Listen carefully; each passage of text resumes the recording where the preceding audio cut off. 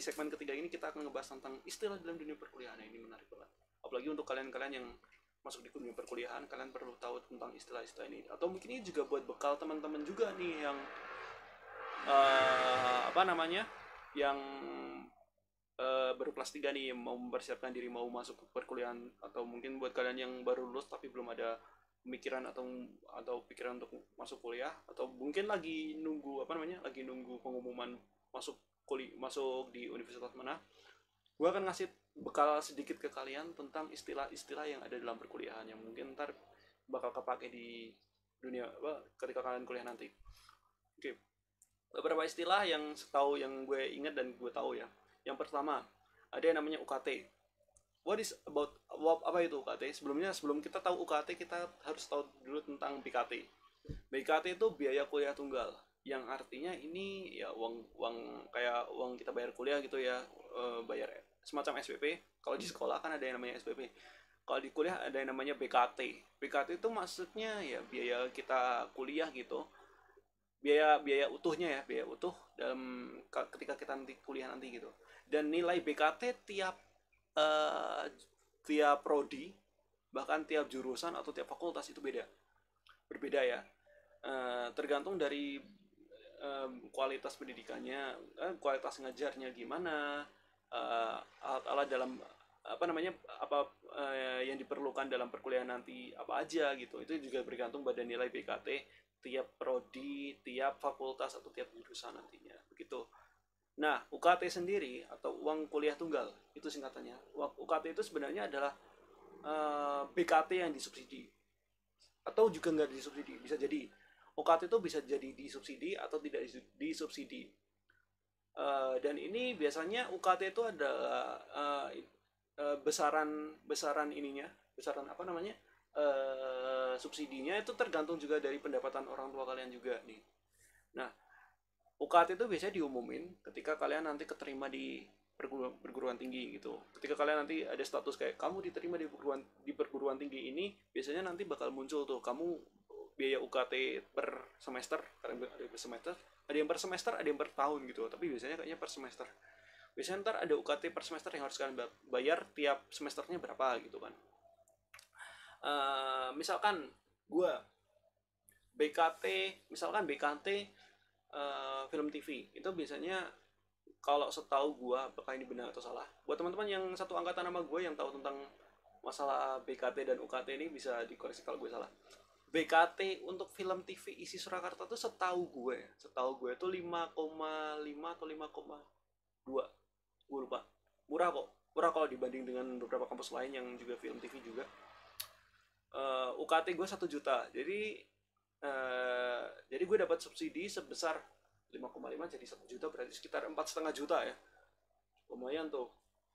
Jadi sistem UKT itu juga merupakan upaya yang sebenarnya udah lama banget dilakukan oleh pihak Kemendikbud untuk apa namanya, untuk agar mahasiswa itu mampu untuk meneruskan kuliah tanpa mikirin biaya kuliahnya ntar harus pakai BKT gitu, atau bayar biaya kuliah secara utuh gitu. Itu namanya UKT. Lalu ada istilah lain namanya SKS. Nah, ini sebenarnya kalau misalkan teman-teman yang SMA-nya udah pakai sistem SKS, sebenarnya nggak usah tanya lagi sih. Ini udah bisa jadi bekal juga. Tapi buat yang masih pakai sistem apa namanya, sistem raport gitu kan, yang harus apa namanya, harus ngikut apa namanya, ngikut mapel dalam pelajarannya gitu, nggak bisa milih gitu. Ini gue kasih sedikit tentang SKS. SKS itu satuan kredit semester, yang dimana itu sebenarnya adalah sistem yang dipakai untuk sebenarnya untuk membantu lu bisa memilih bakat dan minat lu dalam perkuliahan nanti. Maksudnya gini, SKS itu dibebankan dengan besaran nilai ya. Nah, kalian dengan SKS ini bisa milih beberapa mata kuliah yang mungkin lu minati dan nggak lu minati. Terserah apa yang, dan bahkan ada juga yang wajib. Kalau wajib ya harus lu ambil. Dan ada beberapa matkul yang memang lu lebih prefer gue ikut matkul ini dibanding dengan matkul yang ini gitu. Itu sebenarnya sistem SKS tujuannya gampang aja sih. Tujuannya adalah untuk membantu lu menemukan bakat dan minat lu. dalam dunia perkuliahan atau dunia sekolah, karena ini juga berlaku untuk sekolah juga, cuman beberapa tapi. Nah, targetnya lu tuh adalah dengan sistem SKS ini adalah untuk memenuhi SKS sebanyak mungkin, dengan tujuan ntar lulus tepat waktu semacam itu ya, lulus tepat waktu atau lulus lebih cepat. Tapi harusnya sih lulus tepat waktu, karena sekarang kayaknya sistem lulus cepat itu kayaknya udah jarang sih dipakai. Jarang gitu yang ada yang kuliah gitu, kuliah cuman 3 tahun langsung lulus dapat sarjana gitu, jarang banget.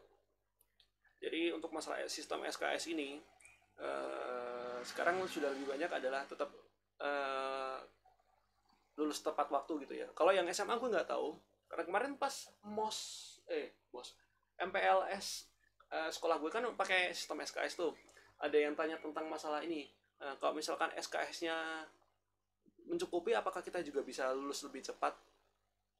Kalau menurut gue ya, kalau gue misalkan di sana, kalau misalkan gue guru di sana atau mungkin gue jadi pengisinya yang ngebahas tentang hal ini, mungkin gue akan bilang kayaknya, lo sebenarnya bisa ngambil SKS sebanyak mungkin, tapi untuk masalah lulus lulus cepat itu kayaknya gue nggak bisa menjamin gitu.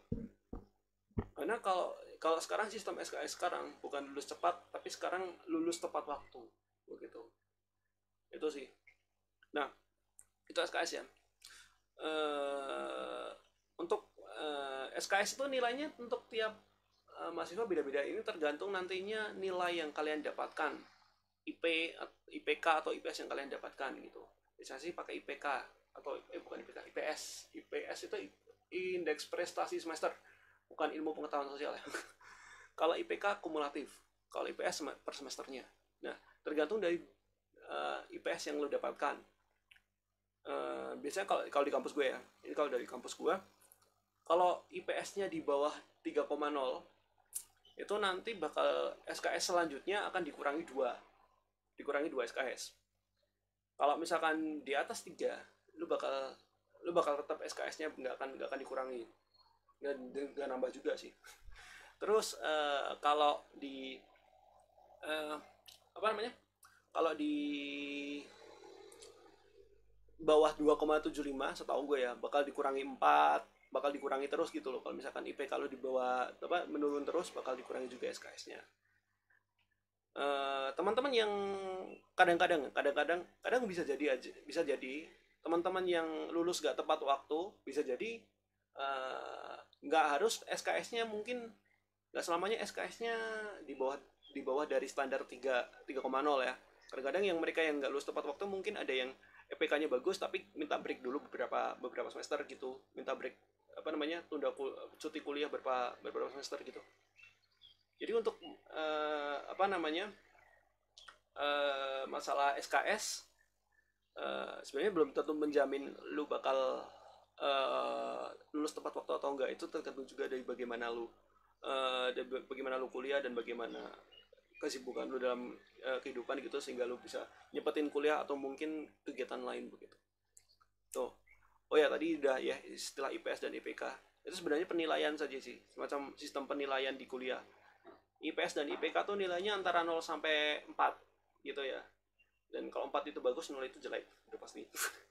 Dan kalau misalkan standarnya ya, standar aman ya, standar minimum paling aman kalau kalian kuliah, IPK maupun IPS itu minimal 3. Kalau gue ya, kalau gue 3. Yang lain bisa 2,75 atau 2, berapa. Tapi kalau gue minimal harus 3. Kenapa? Karena ini juga bantu buat kalian. Karena biasanya presentnya tuh yang pertama kayak bebas dari UKT semacam itu, dapat present berapa dengan presentnya itu tunai, uang tunai gitu, uang tunai atau uang bukan uang pembinaan, uang bantuan gitu, semacam gitu. Kalau kemarin kalau nggak salah, mohon dikoreksi buat mungkin para dosen kampus gua yang nonton ini, tolong dikoreksi. Sedengar gua pas gue ikut sosialisasi PKM itu, kalau misalkan lu lolos sampai final atau lolos sampai nasional, lu bakal kayak terbebas dari skripsian kan, nggak salah. Bener gak sih? Sedengar gue kayak gitu. Kalau misalkan salah tolong dikoreksi ya. Soalnya sedengar gue kayak gitu. Itu PKM ya. Terus ada istilah apa lagi ya? UKM ya. Ada UKM yang atau gue sebut atau singkatan dari unit kegiatan mahasiswa, yang dimana UKM ini sebenarnya kalau basicnya ya, kalau di sekolah tuh kita familiar dengan istilah ekstrakurikuler. Kalau di kampus itu namanya UKM, unit kegiatan mahasiswa.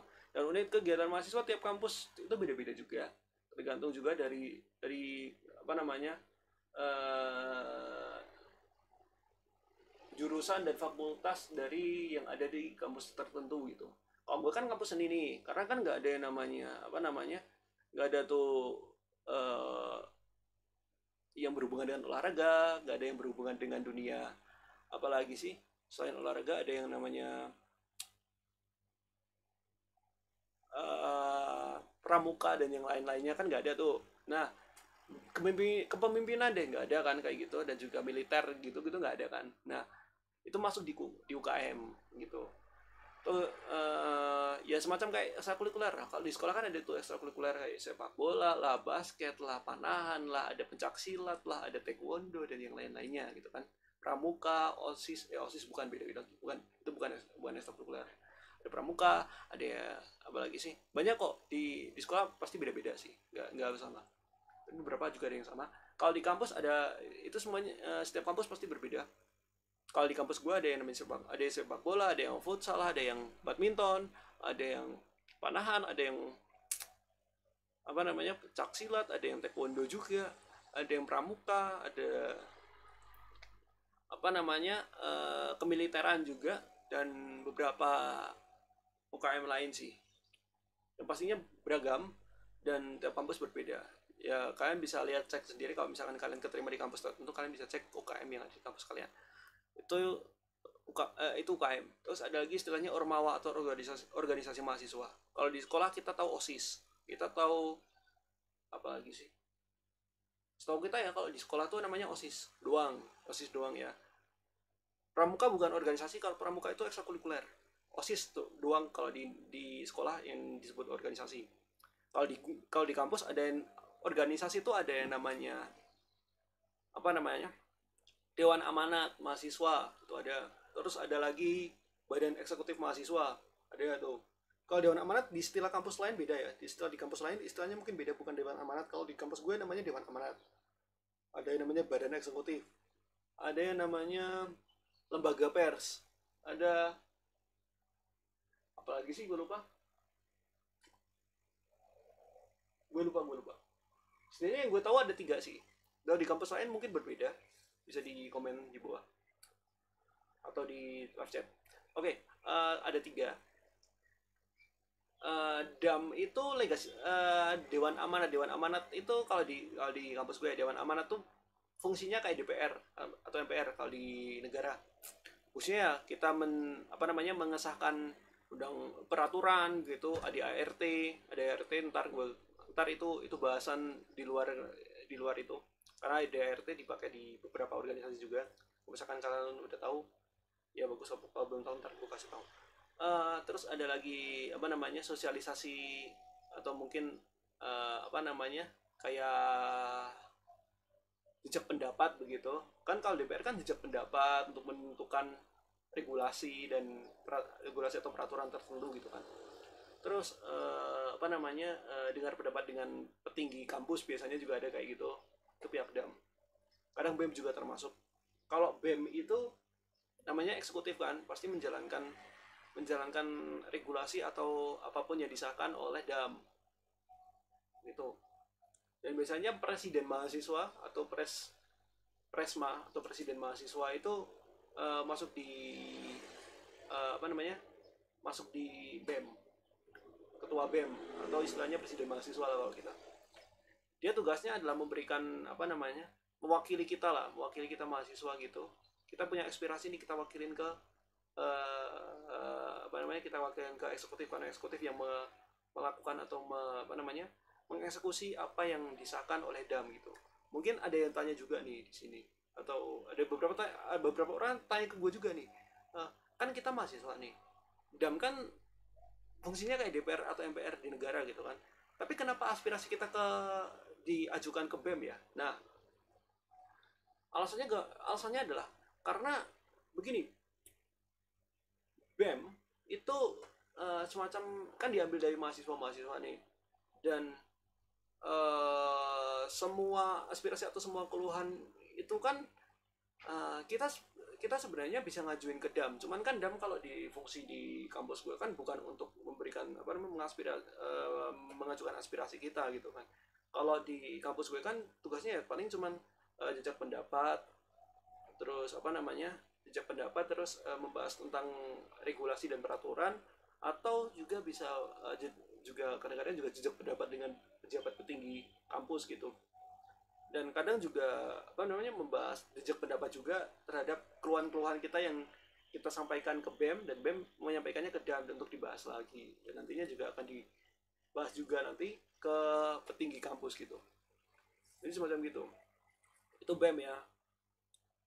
Setidaknya pekerjaannya kayak gitu atau tugasnya seperti itu. Lembaga pers ada lagi namanya lembaga pers. Nah, lembaga pers ini ada yang lembaga pers institusi atau universitas, ada yang fakultas, ada yang jurusan juga. Tapi kalau di kampus gue cuman ada yang di institusi, nggak ada yang di fakultas. Ya tugasnya ya seperti pers pada umumnya, kita memberitakan apa yang kita dapatkan, informasi yang kita dapatkan tentang kampus, tentang fakultas maupun tentang jurusan. Itu. Dan juga kadang-kadang juga suka apa namanya ya, memberikan update info. Ya semacam itulah, kayak kayak kita pemberitaan gitu, kayak dewan pers gitu. Jadi kalau misalkan buat apa namanya buat semacam pengandaian lah, DAM itu DPR MPR, BEM itu kayak presiden dan menterinya. Kalau LPM atau lembaga pers mahasiswa itu semacam kantor berita antara, atau enggak, kantor berita antara dan juga media-media mainstream itu LPM ya. Setidaknya itu istilah-istilahnya. Dan oh ya, gue tadi menjanjikan ada istilah AD dan ADART gitu. Ada anggaran dasar dan anggaran rumah tangga. Itu biasanya peraturan, itu semacam isi peraturan pasal per pasal yang biasa digunakan untuk peraturan dalam organisasi mahasiswa maupun organisasi tertentu gitu. UKT pun juga UKM pun juga termasuk gitu. Semacam kayak garis-garis besar haluan gitu, atau semacam apa ya, undang-undang. I can call it like that. Tiap organisasi punya ADRT yang berbeda gitu, semacam begitu ya istilahnya. Ini setidaknya kita bisa belajar tentang bagaimana kehidupan kampus, bagaimana ntar kehidupan masyarakat juga nantinya. Karena istilah-istilah tersebut juga beberapa yang bisa diterapkan di masyarakat, juga beberapa diterapkan di dunia pendidikan kita juga. Itu untuk istilah-istilah yang ada di dunia perkuliahan. Setidaknya itu yang gue tahu. Ntar kalau misalkan ada yang ada mungkin kayak ada istilah ini tapi nggak dibahas, tapi belum dibahas di sini, ya silahkan aja di komen aja deh, biar gue juga apa namanya biar gampang aja sih, apa namanya biar gampang. Ntar kalau misalkan ada ada hal yang belum gue bahas, ntar gue bahas lagi di live stream sesi berikutnya gitu.